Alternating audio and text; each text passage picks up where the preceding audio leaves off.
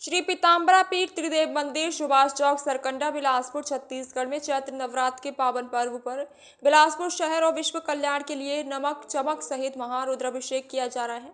पीठाधीश्वर आचार्य डॉक्टर दिनेश महाराज ने बताया कि 10 अप्रैल को नवरात्र के दूसरे दिन पीताम्बरा मां ब्रह्मशक्ति बगला मुखी देवी का विशेष पूजन श्रृंगार आराधना ब्रह्मा चिरणी देवी के रूप में किया जाएगा।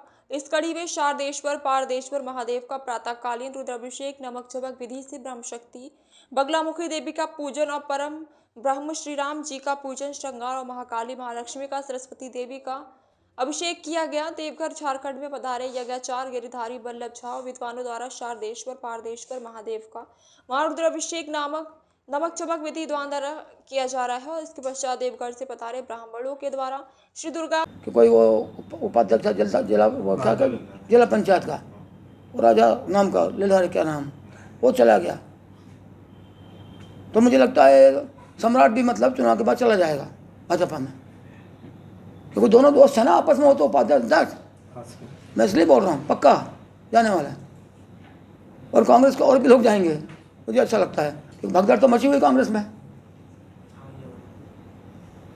आपके बारे में तो चर्चा चल रही है, जैसे आप कहा कि भाजपा को सभी लोगों को मिलकर हराना है, गठबंधन के तहत सारे लोग कांग्रेस के साथ हैं।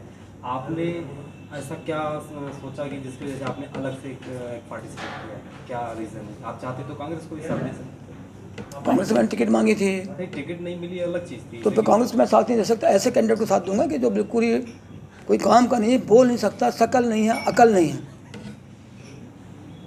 वो दिन भर तो मतलब राजश्री अंदर कर रहता है मुंह के अंदर, फिर राजश्री निकालता है शाम को 5 बजे, तो फिर बोतल डाल लेता अंदर, बिटक लेता पूरा।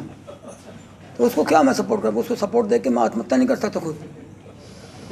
अभी मेरे को रहना है, लोगों की लड़ रहा है अभी क्या, और उसके साथ जितने लोग घूम रहे हैं वो कांग्रेस पार्टी के लोग नहीं घूम रहे हैं, सब शराब पार्टी के लोग हैं। शराब पार्टी जितने भी नेता घूम रहे हैं उनके साथ में सब शराब पार्टी के लोग हैं। तो ऐसे में तो फिर भाजपा को ताकत मिल जाएगी। भाजपा को कोई ताकत नहीं मिलेगी, ताकत हमको मिलेगी। हाथी जाएगा रौंदते हुए लोकसभा में, हाथी का पाँव में कितनी ताकत हो, एक पाँव रखेगा ना दोनों पार्टी दब जाएंगी एक ही पाँव में से, इतना मजबूत हाथी रौंदते हुए जाएगा सीधे, और लोकसभा के दरवाजे को एक सूंड मारेगा, खुल जाएगा धड़ से ऐसा।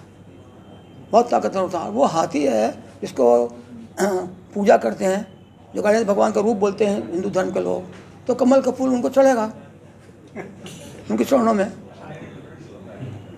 पूजा होगी उनकी।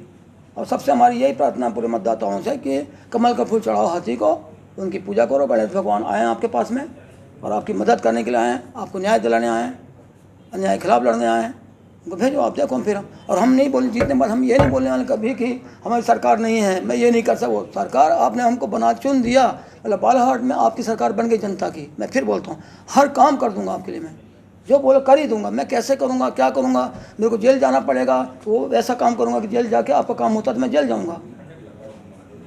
कोई टेढ़ा मेढ़ा तो उसको ठोक पीट करूँगा, मगर काम करूँगा आपका, मगर काम करूँगा, ये वचन मेरा पक्का, इसमें कोई कमी नहीं आएगी। मतलब और किसान की बात हो, गरीब की बात, सबके लड़ेंगे हम, लोकसभा में आवाज़ उठाएंगे।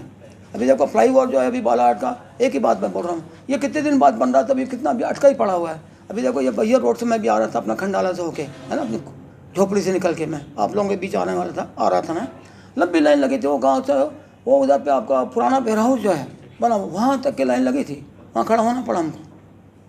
तो पहले किसको बनना चाहिए? इसको बनना चाहिए था। ये ब्रॉड गेज का लाइन का है ना ये।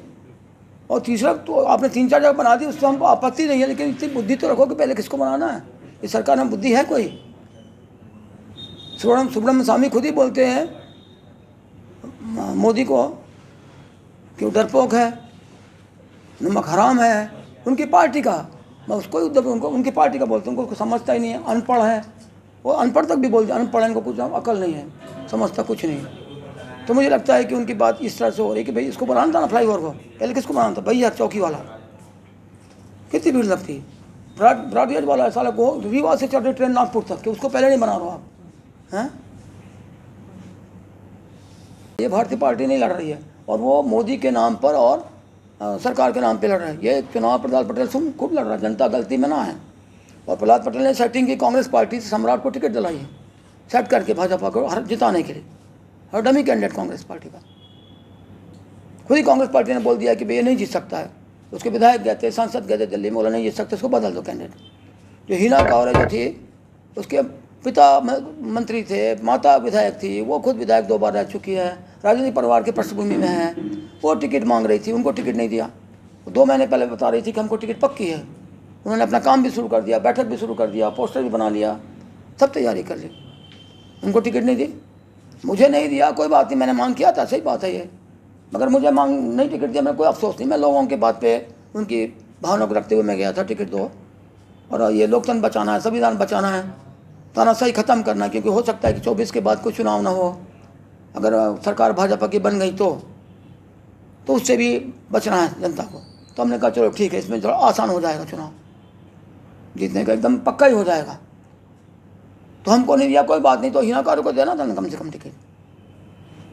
वो रो रही है, सिसक रही है, आंसू बहा रही है, 3 दिन तक वो डिप्रेशन में चली गई,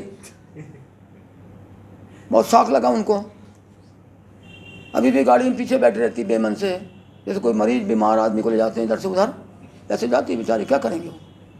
उनके साथ बहुत अन्याय हुआ, घोर अन्याय हुआ, और हमको नहीं दिया, कोई बात नहीं, हमको उम्मीद थी कि हिना कांवरे को टिकट मिलेगी, कि वही एक मजबूत थी। और जो पिछली बार चुनाव में 2014 में सिर्फ 96,000 वोट से हारी थी। 96,000 वोट मतलब कोई बड़ी चीज़ नहीं, लोकसभा में हार रही, कुछ ज़्यादा वोट से भी नहीं हारी। उनको टिकट नहीं दे रहा, वो सम्राट को दे रहा, जिसको कुछ नहीं मालूम, राजनीति की ABCD नहीं मालूम, जिसको कोई जानता पहचानता नहीं, खुद ही बोलते हैं वो, उनको टिकट दे रहा आप। तो हमेशा बीजेपी को हराने के लिए मैदान में वो जो दुष्ट लोग हैं, जो बुद्धि उनमें कम है, वो अफवाहें चलाते हैं, जो दुष्ट लोग हैं, जो समाज विरोधी लोग हैं। कंकर मुजारे का कितने बार ऑफर आ चुका बीजेपी का, प्रहलाद पटेल के पहले ऑफर मुझे आया था, आप सुन लीजिए आप, और बता दीजिए उन बेवकूफ़ों को, मूर्खों को, कि जब मैं MLA था तब मुझे ऑफर लेके आया कमल पटेल, उस समय विक्रम वर्मा प्रतिपक्ष के नेता थे, मैं विधायक था। 2 बार मेरे पास आया, मैंने बोला नहीं, मैं बीजेपी में नहीं आ सकता हूँ, मेरे विधानसभा से कार्यकलाप देख लो कभी भी, मैं कांग्रेस के साथ नज़दीक रहा हूँ जरूर, लेकिन बीजेपी के साथ कभी मेरी नज़दीकी नहीं है। विचारधारा के अनुसार मैं बिल्कुल उनसे बहुत दूर हूँ, कभी जा ही नहीं सकता बीजेपी में, कभी। मैं आज भी अगर बीजेपी में बोलता ना चुनाव के पहले कि मैं बीजेपी में, हाथों हाथ उठा लेता मुझे, जाने की बात बोलता तो हाथों हाथ एक ही बार में बोलता सिर्फ। आप भी समझ रहे होंगे और लोग भी समझ रहे होंगे कि हाथों हाथ में एक ही बार बोलता कि मैं बीजेपी मानना चाहता हूँ, स्वागत हो जाता मेरा, वंदन और अभिनंदन सब हो जाता मेरा।